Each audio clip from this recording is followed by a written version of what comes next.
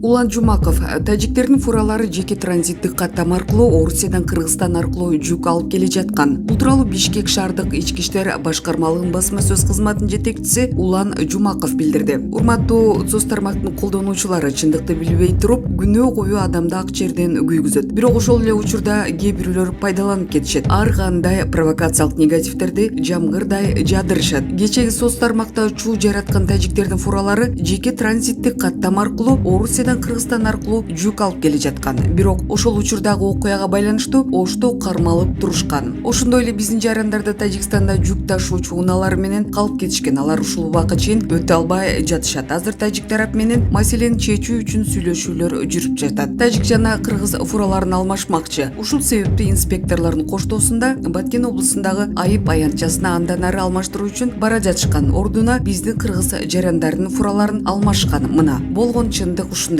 Азыр аткезчилик кыла турган кез эмес. Барыңыздарды провокацияга алдырбоого чакырам деп белгиледи ал. Булак Назарнев. Эл чындыкты билсин.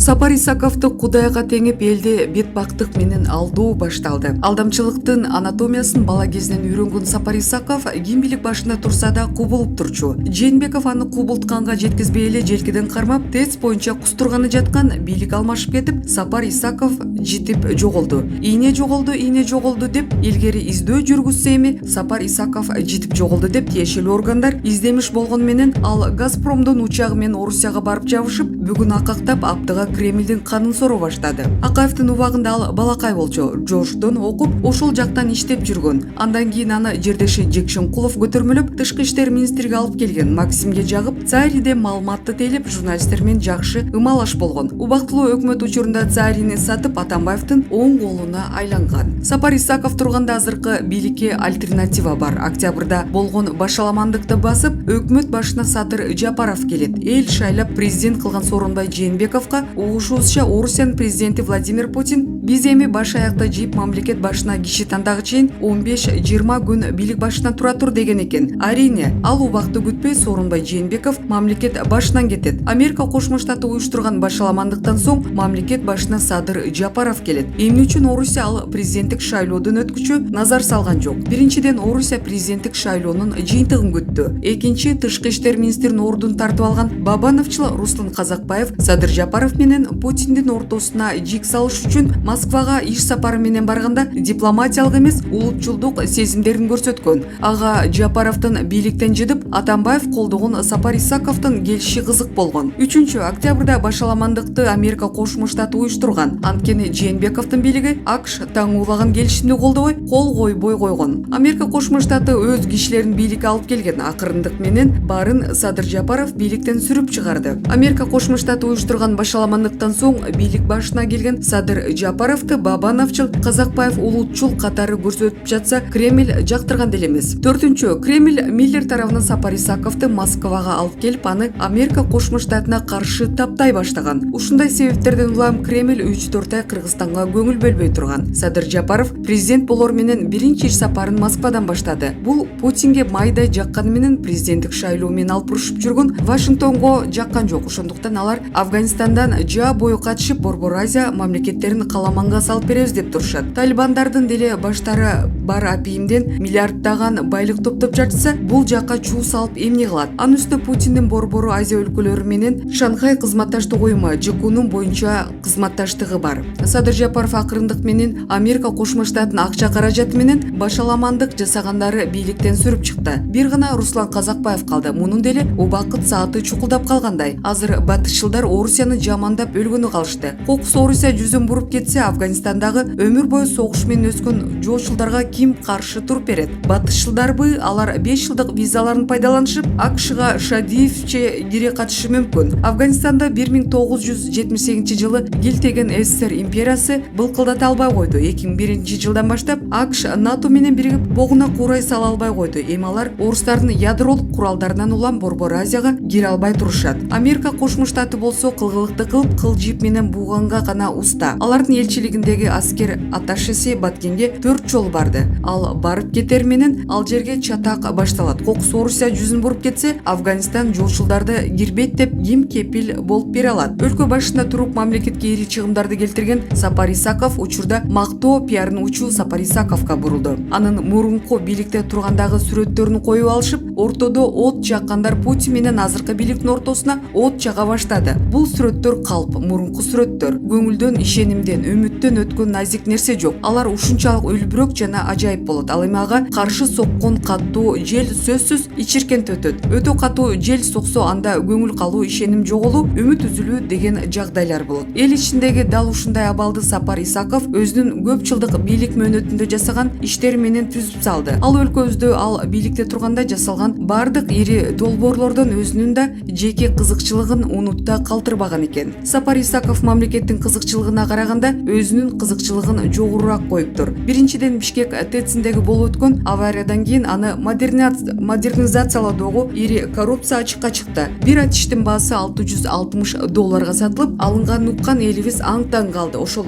ТЭЦтин ачылышында Атамбаев айрымдар чет мамлекеттерден кредит албаш керек дешет. Муну айткандар эл душмандары кредит алгандан коркпош керек деп көпүлдөгөнүн бир эстедик. Ошентип Кытай салган сыйыртмак 1 миллиард 700 миллионго жетти. Албетте, кредит алынганына эч ким каршы эмес эле. Бирок ошол кредитти максаттуу пайдаланбай, жарымыздан көбүн жан жөкөрлөр менен бөлүштүрүп алганына жол болсун дешти элибиз. ТЭЦтин артынан Сапар Исаков башында турган тарых музейин реконструкциялоодогу коррупциянын изи чыкты. Дегенде ага сатылып алынган жыгач аттын баасы 14 000 евродон экен дерсе, аягында анын баасы 22 000 евродон болгонун билдик. Мындай эрдикти жасоого жол берген үчүн ошол эки жыгач аттын бирөөсүн Атамбаевка, экинчисин Сапар Исаковго мингизип туруп түрмөнүн төрүнө отургузуп коюшкан. Себеби Сапар Исаков тарых музейин кымбат гранит, мрамор таштарды сыйрып, ордуна жасалма плиталарды чапташып, сыймыктануу менен талкаласа, аны аша сыймыктануу менен карап тургандыктан, анан аларга сыймыктануу менен эки жыгач аттуу мингизип камап салышты эле. Сапар Исаков дигилдеп качып Кремльге жашынып алды. Эми булардын артынан датка Кемин Лептин курулушундагы сарпталган каражатты иликтөө демилгеси көтөрүлүп турат. Түндүк түштүк альтернативалык жолдун курулушундагы каражаттарды да иликтөө зарылчылыгы чыкты. Мына ушунун баары биригип келип, Сапар Исаковго болгон элдин ишенимине суу септи. Экинчиден, Сапар Исаков жогорку бийлик булактарына тажрыйбасы да жок, диплому да жок. Сапар Исаков сыяктуу инилерин отургузганы, алар банкты, контрабанданы көзөмөлгө алышканын коомчулук билди. Сапар Исаков аларды кызматка койгонго чейин жөнөкөй эле жашашкандар алдыңкы байларга айланып чыга келишкенин да эл билди. Демек, ошондо Сапар Исаков коррупцияга каршы күрөшпөй эле жаңы коррупционерди тарбиялап өстүргөн болуп калды. Үчүнчүдөн, чоң арыктагы президенттик резиденциянын артындагы Идеал Хаус турак жай комплекси, тагыраак айтканда, андагы 48 коттедж кыйла төмөнөтүлгөн баада 142 миллион сомго сатылып кеткени белгилүү. Бул иштин башында БТА банктын директорлор кеңешинин төрагасы болуп турган Темир Рыскулов ошол кездеги премьер-министр Сапар Исаков турарын эл сезип калган. Сапар Исаков өзү билип, өзү аралашкан ишке күнөөлүү катары мамлекеттик мүлктү башкаруу фондунун жетекчиси Болсунбек Казаковду камап салганы өзүнүн күнөөсүн бирөөнө оодаргандай эле болуп калды. Идеал Хаус турак жай комплекси 142 миллион сомго арзан кеткени тууралуу маалыматты териштирүүнү Сапар Исаков башкы прокуратурага тапшырган. Натыйжада тескерисинче күнөөлүү болуп журналист Алкановага каршы кылмыш иши козголуп калган. Териштирүүлөрдүн натыйжасында журналисттин эч кандай күнөөсү жок экени далилденген. Булак Назар Ньюс. Эл чындыкты билсин.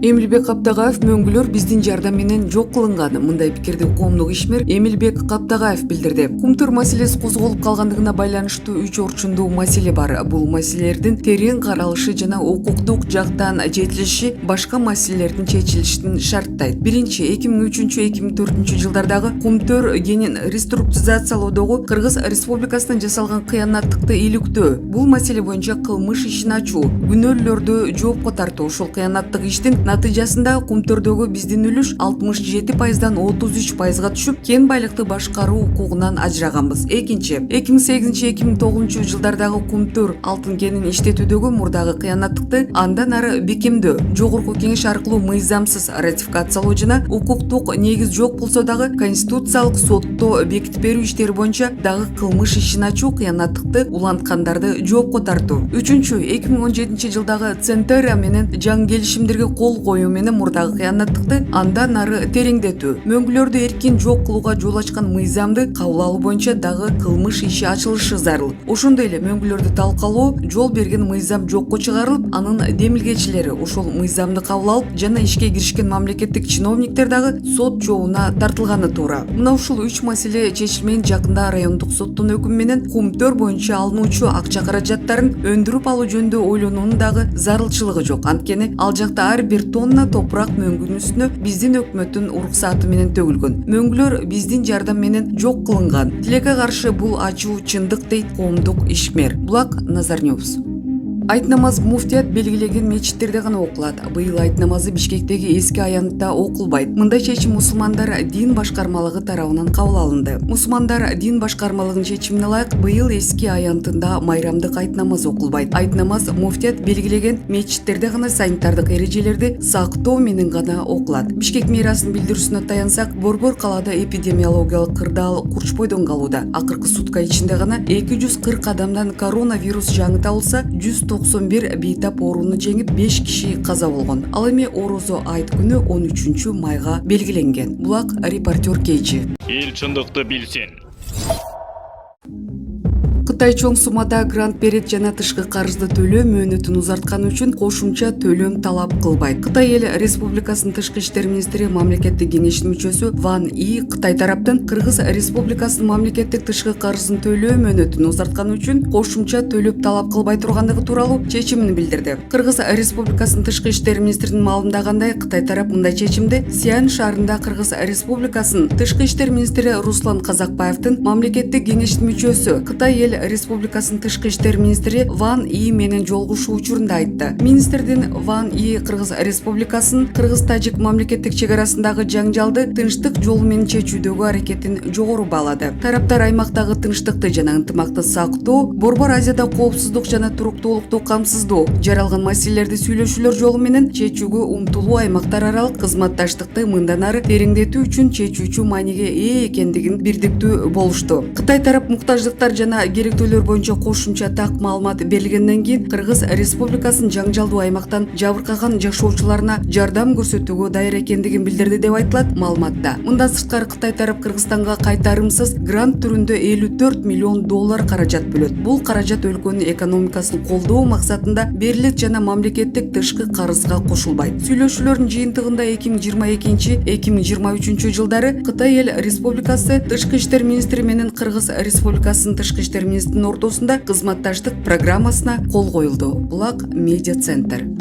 Башкы прокуратура экологияга зыян келтиргени үчүн дагы бир алтын кенди айыпка жыкты. Прокурордук текшерүүдө Кыргызстан жаратылышына өзгөчө ири өлчөмдөгү зыян келтирилгендиги аныкталды. Бул тууралуу башкы прокуратуранын басма сөз кызматы билдирди. Кыргыз республикасынын жер кодексине ылайык айыл чарбасын жана токой чарба өндүрүшүн жоготуулардын ордун толтуруунун аркы Кыргыз республикасынын өкмөтү белгилеген тартипте укук ырастоочу документтерди бергенге чейин жер казынасын пайдалануучу тарабынан төлөнөт. Жалал Абад облустук прокуратурасы тарабынан жүргүзүлгөн текшерүү учурунда Тоо кен тармагындагы ЧЗ жабык акционердик коомуна айыл чарба жерлерин жоготуулар үчүн акча каражатын төлөбөгөндүгүнө карабастан кадастр мамлекеттик мекемесинин Чаткал филиалы аталган компанияга өндүрүш үчүн убактылуу жер пайдаланууга күбөлүк жана 726 гектар жер тилкесин берип жиберген. Аны менен катар Кыргыз республикасынын өкмөтүнүн 2016 жылдын 5 январындагы токтому менен бекитилген айыл чарба жерлерин которууда, трансформациялоодо, айыл чарба өндүрүшүн жоготуулардын ордун толтуруу наркын ченемдерин бузуу менен кадастр мамлекеттик мекемесинин жогорудагы филиалы тарабынан жоготуулар менен алынбай калган пайда 4.624.620 сом деп эсептелинген. Бирок Кыргыз республикасынын өкмөтүнө караштуу экологиялык жана техникалык коопсуздук боюнча мамлекеттик инспекциянын Аксы, Алабука жана Чаткал райондору боюнча башкармалыгынын билдирүүсүнө ылайык айыл чарба жоготуулардын жана алынбай калган пайданын өлчөмү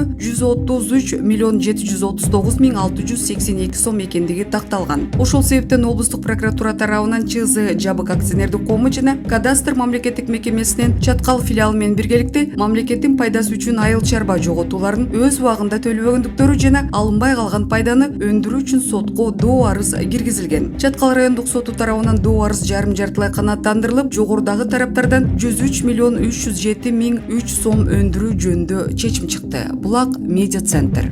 Эл чындыкты билсин.